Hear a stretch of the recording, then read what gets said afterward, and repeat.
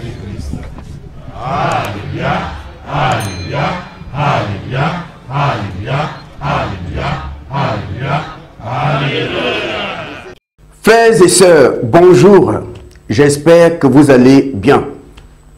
Alors, nous allons parler de cette religion que vous connaissez, qui s'appelle le christianisme céleste. Une religion qui est un mélange de Bible plus le vaudou. Quand vous regardez de plus près les rituels pratiqués dans l'église céleste, vous avez l'impression que vous êtes chez un traduit praticien. Si nous prenons par exemple le rituel de purification, ils font des bains. Que dit la parole de Dieu? La Bible dit que c'est le sang de Jésus qui nous purifie. Un chrétien n'est pas purifié par des bains. Un chrétien est purifié par le sang de Jésus, pas par des bains. Attention, quelqu'un dira, mais frère, Jésus n'a pas aboli la loi. Non, il ne l'a pas aboli. Mais la Bible dit dans Galates chapitre 3, au verset 10, que toutes les personnes qui s'appuient sur les œuvres de la loi sont sous la malédiction. C'est ça le problème. Or, l'église céleste est beaucoup plus sur les œuvres de la loi. Or, la Bible dit que ceux qui s'appuient sur les œuvres de la loi sont sous la malédiction. Ce qui veut dire que le chrétien céleste est sous la malédiction. Dans l'Ancien Testament, il y avait la purification par des bains des hommes. Oui, mais dans la Nouvelle Alliance, on est purifié par le sang de Jésus. Le christianisme céleste a été fondé par M. Samuel Biléou Oshofa. Il est né à Porto-Nouveau, au Dahomey, qu'on appelle aujourd'hui le Bénin. Il est né le 18 mai 1909 et il est mort le 10 septembre 1985. En fait, il avait eu un violent accident de voiture sur la route d'Ibadan au Nigeria. L'accident a eu lieu le 1er septembre et il est mort le 10. Mais avant cet accident, il avait dit à ses fidèles qu'il a terminé la mission et que l'heure de son départ est arrivée. L'enterrement a eu lieu le 19 octobre 1985 au Nigeria. Le père de Samuel Biléou Oshofa s'appelait Joseph Oshofa. Cet homme était menuisier, marié à une femme d'origine nigériane. C'était une commerçante, elle vendait des tissus au marché. Mais dans ce couple, il y avait comme une malédiction. Leurs enfants mouraient précoces. La seule qui a survécu, c'est Élisabeth, la grande sœur de Samuel Oshofa. C'est ce qui va pousser Joseph Oshofa à prier Dieu. Seigneur, si tu me donnes un garçon, il sera consacré à ton œuvre. Sa femme tombera enceinte et donnera naissance à un garçon. Ils vont l'appeler Samuel Biléou Oshofa. Joseph Oshofa est content. Dieu a exaucé sa prière. Quand l'enfant a eu 7 ans, il prend l'enfant et l'amène chez un catéchiste qui s'appelait Moïse Nyasunu. Nyasunu s'occupe de l'enfant. Et Joseph Oshofa venait de temps en temps jeter un coup d'œil pour voir comment est traité son enfant. Si l'enfant est bien traité par Nyasunu. Quand Samuel Oshofa a eu 13 ans, on va le confier à une autre personne, un pasteur protestant qui s'appelait David Odonou Loko. Loko s'occupe de Samuel Oshofa et va même lui montrer comment jouer les instruments de musique. Mais Loko va être remplacé par une autre personne qui revient de Londres, qui s'appelle Garnier. Samuel Oshofa remarque que l'enseignement de Garnier est dur. Il n'a plus la force de continuer. Il ne veut plus continuer. En plus, Garnier veut agrandir l'établissement. Et il demande aux élèves de participer à la fabrication des briques. Tous les élèves n'étaient pas d'accord. Parmi ces élèves, il y a Samuel le chauffard. Garnier prend une décision, exclure de l'établissement tous les enfants qui ne voulaient pas participer à la fabrication des briques. Il les a exclus de l'établissement. Au chauffard se retrouve à la maison. Son père n'est pas content. Il prend Samuel le chauffard, le ramène chez Garnier. Monsieur, je vous en prie. Cet enfant, je l'ai consacré à Dieu. Il a raconté à Garnier comment il a eu cet enfant. Mais Garnier est resté ferme sur sa décision. C'est comme ça que Samuel le chauffard se retrouve à la maison. Comme son père était menuisier, il va travailler avec son père dans la menuiserie. Le 15 juin 1939, le père de Samuel le chauffard est mort. Et Samuel le chauffard va intégrer la fanfare municipale. Parce qu'il avait quand même appris comment jouer aux instruments de musique auprès du pasteur Odonou Loko. Il était trompettiste. Mais il va se rendre compte qu'il ne peut pas vivre de ça. Il ne gagne pas beaucoup avec ça. C'est alors qu'il va décider d'aller vendre le bois d'ébène. Il allait de village en village à la recherche du bois d'ébène. Il descendait dans les profondeurs de la forêt pour chercher le bois d'ébène.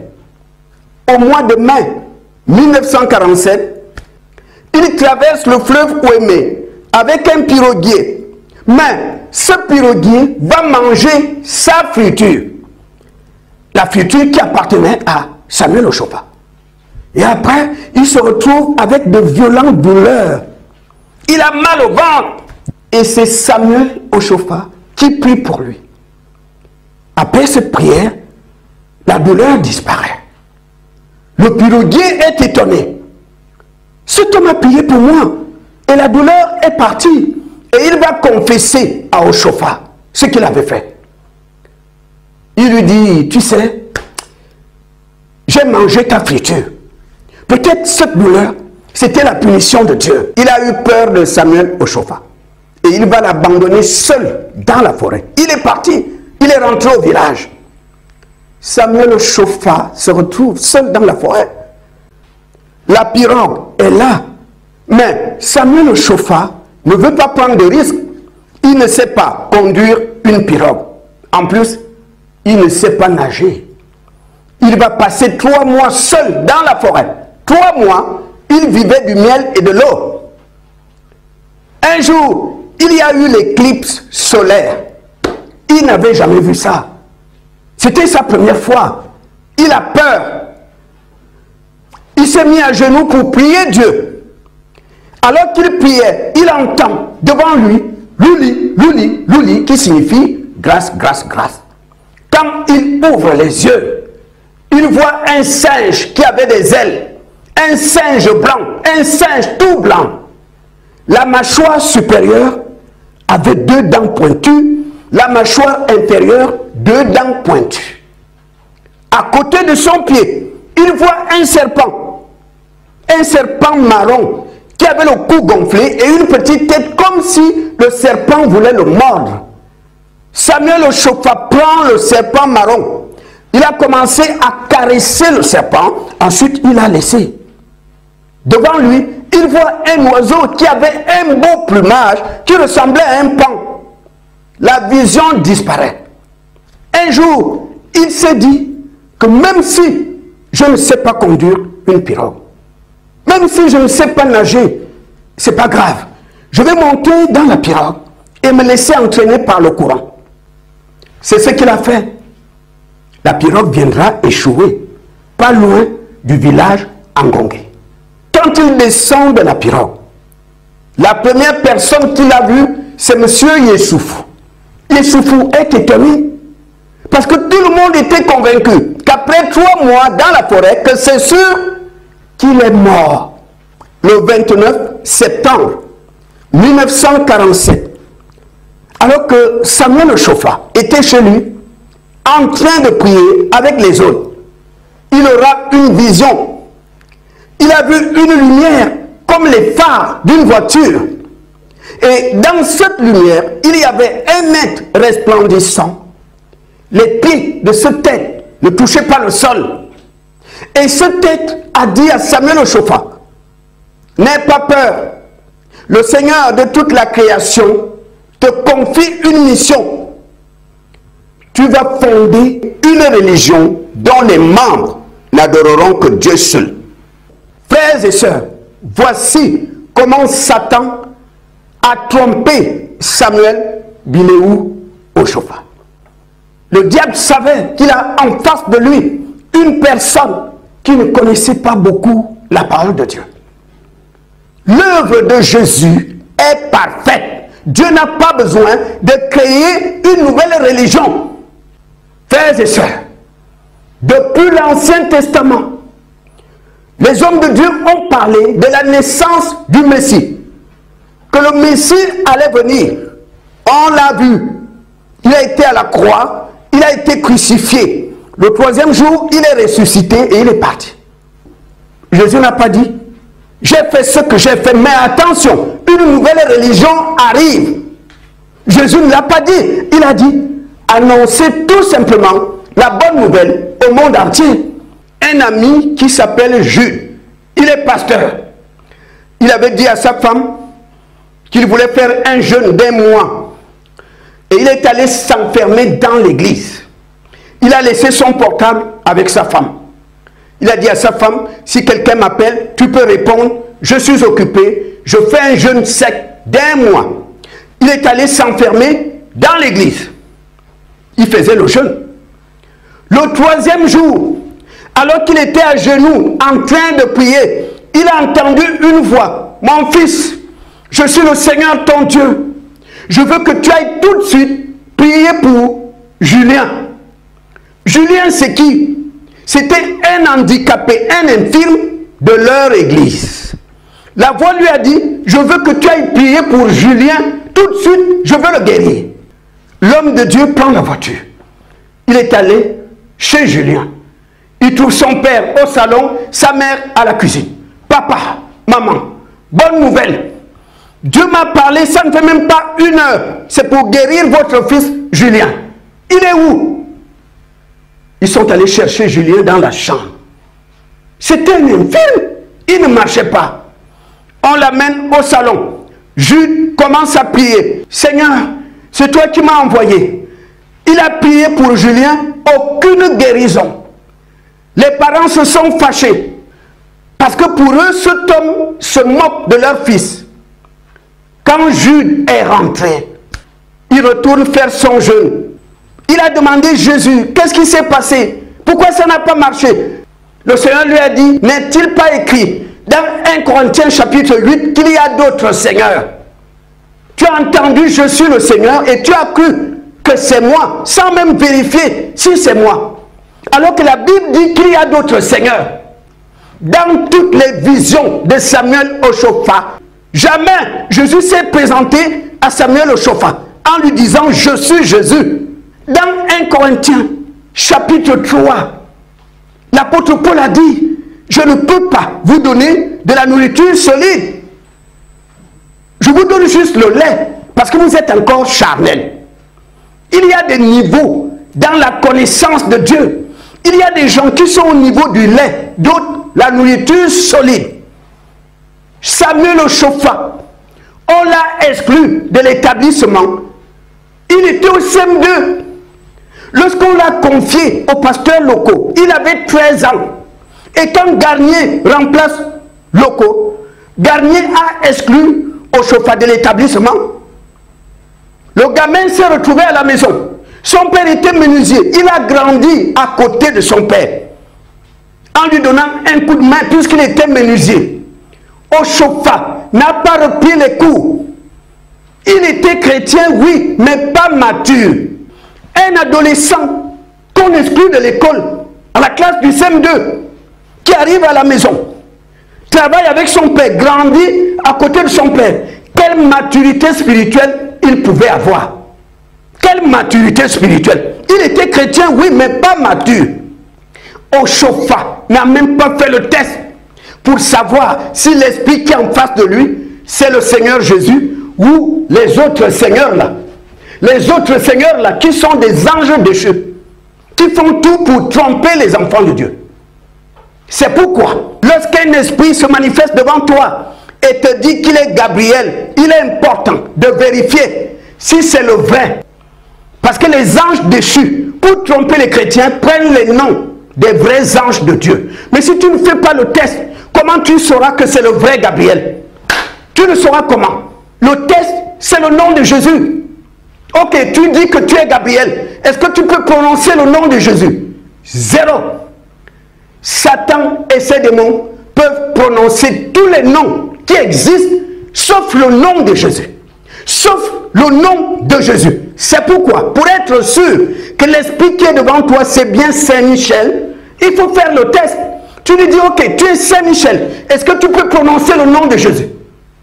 C'est ce que Chopha n'a pas fait. Et c'est l'erreur de beaucoup de personnes.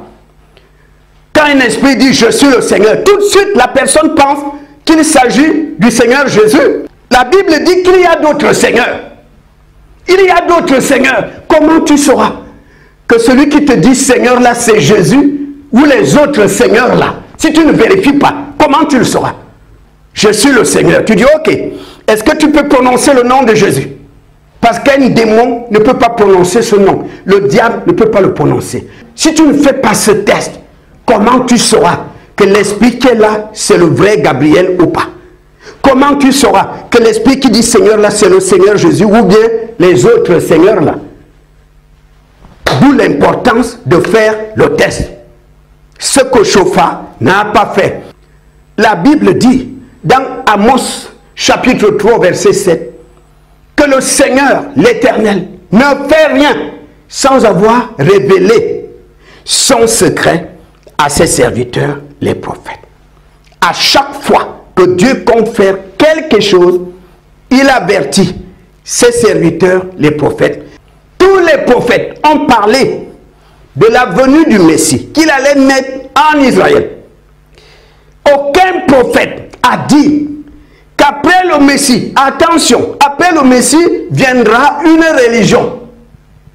Jésus-Christ lui-même, avant de retourner au ciel, n'a pas dit aux disciples, mes amis, attention, je vous informe qu'il y aura une religion après moi. Sachez que Dieu va susciter un homme pour qu'il fonde une religion. Il a dit annoncer la bonne nouvelle au monde entier. Celui qui croira sera sauvé. Celui qui ne croira pas sera condamné. Nous savons tous que Dieu est la vérité. Nous savons tous que ce que sa bouche dit, il le fait toujours. Ce Dieu nous dit dans Ésaïe 46 qu'il annonce d'avance ce qui doit arriver. Il nous dit dans Amos chapitre 3 verset 7 qu'il ne fait rien sans révéler son secret à ses serviteurs les prophètes. Aucun prophète a prophétisé en disant qu'attention, après le Messie viendra une religion. Et Jésus lui-même, avant de retourner au ciel, n'a pas dit aux disciples, mes amis, je vous informe qu'après moi viendra une religion.